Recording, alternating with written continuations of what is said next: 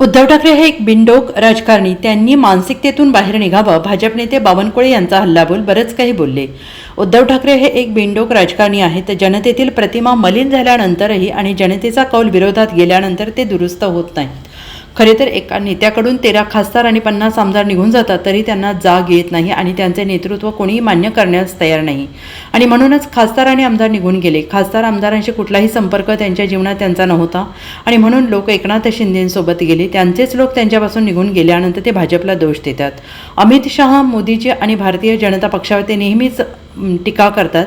त्यांनी आत्मपरीक्षण करायला हवं की आपण कुठे चुकलो आहोत. अशा शब्दात भाजपा आमदार चंद्रशेखर बावनकुळे यांनी शिवसेना पक्षप्रमुख उद्धव ठाकरे यांच्यावर थेट निशाणा साधला. ते पत्रकारांशी बोलत होते. बावनकुळे पुढे म्हणाले, जर त्यांनी आमदार आणि खासदारांना योग्य वागणूक दिली असती तर महाराष्ट्रात ही परिस्थिती निर्माण झाली नसती. राहिला प्रश्न 2019चा, तर गद्दारी झाली त्यांच्याकडून. ते सरळ भारतीय जनता पक्षासोबत निवडून आले होते. महाराष्ट्राला गद्दारीचे जे गालबोट लागलं ते उद्धव ठाकरेंनी लावलेलं आहे. त्यांनीच गद्दारीची सुरुवात केली. जर तेव्हा त्यांनी भाजपसोबत गद्दारी केली नसती तर महाराष्ट्राचं चित्र वेगळं असणार असतं.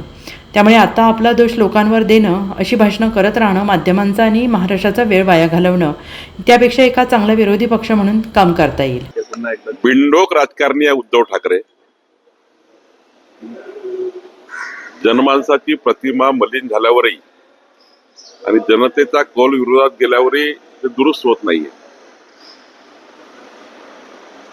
खर तर एखाद्या नेत्याकडनं 13 खासदार आणि 50 आमदार निघून जातात तरी त्यांना जाग येत नाही आणि त्यांचं नेतृत्व कोणीच मान्य करायला तयार नाही. म्हणून खासदार आमदार निवडून गेले. खासदार आमदाराशी कुठलाही संपर्क त्यांच्या जीवनात त्यांचा नव्हता. म्हणून एकनाथ शिंदेशी लोक गेले आणि त्यांचे लोक त्यांच्यातून निघून गेल्यावर भाजपाला दोष देऊन ते माननीय अमितभाई, मोदीजी आणि भारतीय जनता पार्टीवर ते नेहमी टीका करतात. आत्मपरीक्षण केलं पाहिजे की आपण कुठे चुकलो आहोत. जर त्यांनी आमदार खासदारांना योग्य वागणूक दिली असती तर ही परिस्थिती महाराष्ट्रात नसती. राहिला प्रश्न 2019चा, गद्दारी केलीच ना, गद्दारी झालीच त्यांच्याकडनं.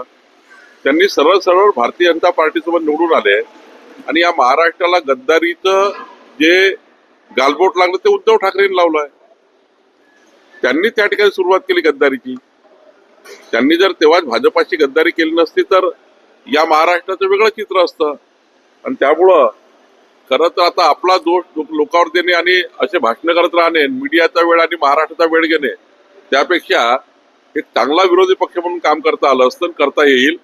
उद्धव ठाकरे निराश आहेत आणि हे असं बोलणं हे वेडेपणाचं लक्षण आहे आणि बिनडोकपणा आहे. अजूनही सुधरत नाही आहे. मला वाटतं अमित भाईवर टीका करून किंवा देवेंद्रजीवर टीका करून किंवा आमच्या पक्षावर टीका करून काही साध्य होणार नाही आहे. जी आज परिस्थिती आहे त्यापेक्षाही वाईट परिस्थिती होईल आणि आमच्याजवळ अजून त्या ठिकाणी जनमत वाढेल आणि उद्धव ठाकरेंचं जनमत हे रोज कमी होईल. या पद्धतीचं वागणं उद्धव ठाकरेंचं. Bureau report, SBN Marathi, Nagpur.